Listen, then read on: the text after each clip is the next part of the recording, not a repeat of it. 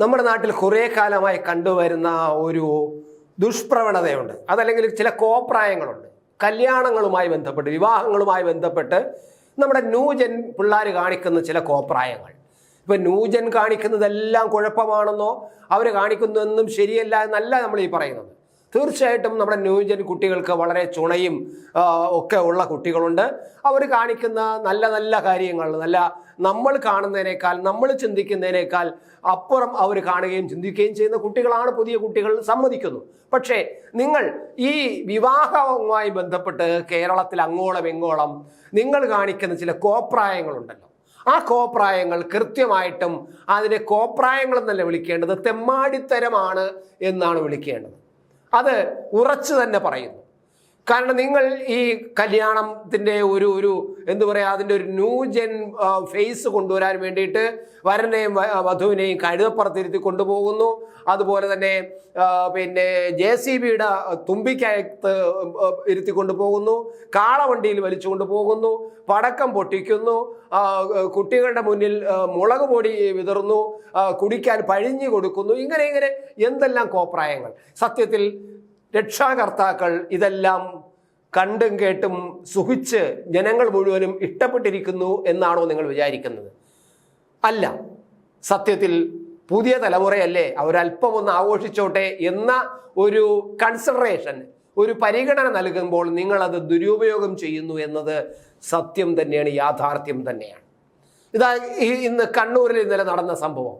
തികച്ചും തെമ്മാടിത്തരം നടന്ന ഒരു പ്രവൃത്തിയാണ് കണ്ണൂരിൽ നടന്നിരിക്കുന്നത്. ഒരു കുട്ടിയുടെ, അതായത് ഒരു നവജാത ശിശുവിൻ്റെ ജീവന് പോലും അപകടമുണ്ടാക്കുന്ന തരത്തിൽ നിങ്ങൾ ആഘോഷം നടത്തിയാൽ, നിങ്ങളോട് ആഘോഷം നടത്തരുത്, അതിൽ ചെയ്യരുത് എന്ന് പറഞ്ഞിട്ട് പോലും വകവയ്ക്കാതെ സമൂഹമായിട്ട് നിങ്ങൾക്ക് യാതൊരു ഉത്തരവാദിത്വവും ഇല്ലാതെ പെരുമാറുമ്പോൾ അതിന് നമ്മൾക്ക് കണ്ണും കെട്ടി കൈയും മടക്കി നോക്കി നിൽക്കാനും മിണ്ടാതിരിക്കാനും കഴിയില്ല. നിങ്ങൾ ഈ സേവ് ദ ഡേറ്റ് എന്ന പേരിൽ നിങ്ങൾ കാണിക്കുന്ന കോപ്രായങ്ങളെല്ലാം ഞങ്ങളുടെ മുന്നിൽ കൊണ്ട് അവതരിപ്പിക്കുമ്പോൾ ഞങ്ങൾ വെറും എന്തു പറയാം, നമുക്ക് നിങ്ങളെല്ലാം കല്യാണ വീടുകളിൽ പോയിട്ടുള്ളതല്ലേ. എൻ്റെ പ്രായത്തിലുള്ള ആൾക്കാർ, എനിക്ക് ഒരു മകളുടെ ഉണ്ടായിരുന്നു, ഞാൻ മകളെ വിവാഹം കഴിച്ച് കൊടുത്തതാണ്. പക്ഷെ അവിടെയൊന്നും ഞാൻ ഇത്തരത്തിലുള്ള ഒരു കോപ്രായം കാണിക്കാനും ഞാൻ തയ്യാറായില്ല. ഞാനല്ല, എൻ്റെ മകൾ തന്നെയാണ് ഇത്തരം ഷൂട്ടിന് ഞാൻ പോകില്ല എന്ന് തുടക്കം മുതലേ പറഞ്ഞത്. അത് വരൻ്റെ വീട്ടുകാരോട് പറയേണ്ടി പോലും വന്നില്ല. കാരണം വരൻ്റെ വീട്ടുകാർ അത്തരത്തിലൊരു കോപ്രായങ്ങൾ കാണിക്കാൻ അവർ താല്പര്യം കാണിച്ചില്ല, അവർ വന്നതുമില്ല. അത് അവരുടെ ഒരു എന്താ പറയുക, ഫോർവേഡ് ലുക്ക് എന്ന് വേണമെങ്കിൽ ഞാൻ പറയാം. അതെൻ്റെ ഭാഗ്യവും കൂടിയാണ്. ഒരുപക്ഷെ വരൻ്റെ വീട്ടുകാർ ഇതുപോലെ ഷൂട്ടിന് വന്നേ പറ്റൂ എന്നൊക്കെ പറഞ്ഞു കഴിഞ്ഞാൽ ഞങ്ങൾ വല്ല പ്രതിസന്ധിയിലായാൽ, എൻ്റെ മകൾ പോകാൻ തയ്യാറുമല്ല. അപ്പോൾ തുടക്കം മുതൽ തന്നെ അത് വലിയൊരു വിഷയമായാലേ. പക്ഷേ ഭാഗ്യം കൊണ്ട്, അത് ദൈവഭാഗ്യം കൊണ്ട് അങ്ങനെ സംഭവിച്ചില്ല. പക്ഷേ പല വീടുകളിലും ഞാൻ കാണുന്നത്, നമ്മൾ കല്യാണത്തിന് വന്ന് മുമ്പ് ഇരിക്കുമ്പോൾ, കല്യാണം കാണാൻ വേണ്ടി കല്യാണം ക്ഷണിച്ച് നമ്മൾ കല്യാണത്തിൻ്റെ ചടങ്ങുകളാണ് വന്നിരിക്കുമ്പോൾ ചടങ്ങുകൾ നമ്മളെ കാണിക്കില്ല, ഫോട്ടോഗ്രാഫറെ കൊണ്ട് മറച്ച് അവരുടെ പൃഷ്ഠഭാഗം മാത്രമാണ് നമ്മൾ കാണുന്നത്. പക്ഷെ നമ്മളെ കാണിക്കുന്നത് തൊട്ടപ്പുറത്ത് വെച്ചിരിക്കുന്ന സ്ക്രീനിൽ കൂടി കാണിക്കുന്ന ഈ ചില ഈ വരനും വധുവും കൂടി പല സ്ഥലങ്ങളിൽ പോയി ക്യാമറാമാൻമാർ ഒപ്പിയെടുത്ത ചില ദൃശ്യങ്ങളാണ്. സത്യത്തിൽ അവർ ഫസ്റ്റ് നൈറ്റിൽ അവരുടെ മുറിക്കകത്ത് കാണിക്കേണ്ട ചില പല രംഗങ്ങളും നമ്മൾ അതിനു മുമ്പ് തന്നെ കല്യാണപ്പന്തലിരുന്ന് കാണേണ്ടി വരുന്നു എന്നത് ദുഃഖകരമായ കാഴ്ച തന്നെയാണ്. എന്തായാലും കണ്ണൂരിലെ വിഷയത്തിലേക്ക് നമുക്ക് പോകാം. അതിനു വേണ്ടിയിട്ടാണ് ഞാൻ ഇത്രയും പറഞ്ഞത്.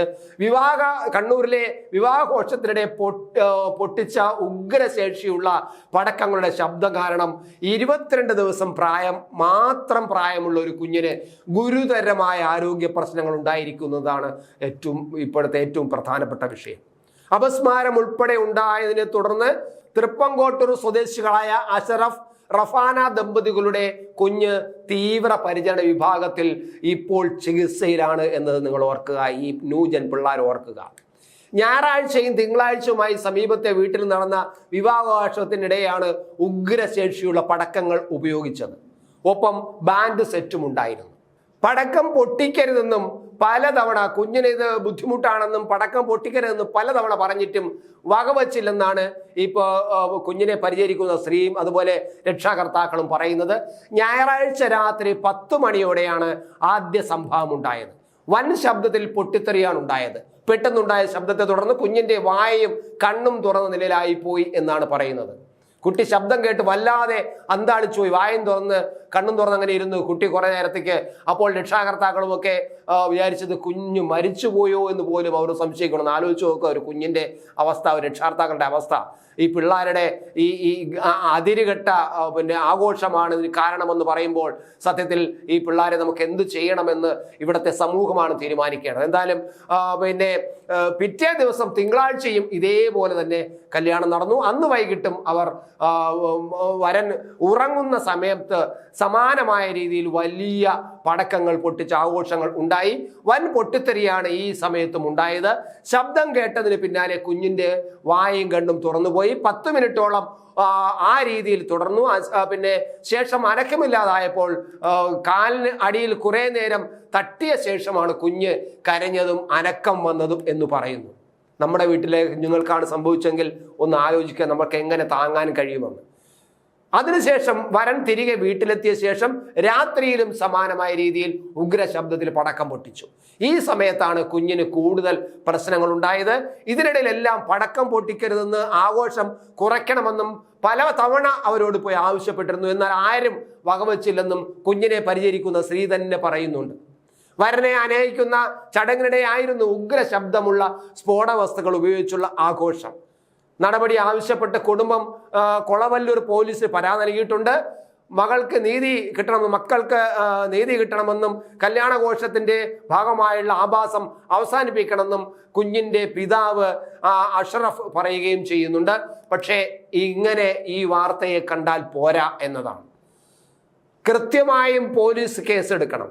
ഇവിടെ പടക്കം പൊട്ടിക്കുന്നതിനും സ്ഫോടക വസ്തുക്കൾ പൊട്ടിക്കുന്നതിനും എങ്ങനെ ചെയ്യണം എങ്ങനെ ചെയ്യരുതെന്ന് കൃത്യമായ നിയമങ്ങളുണ്ട്.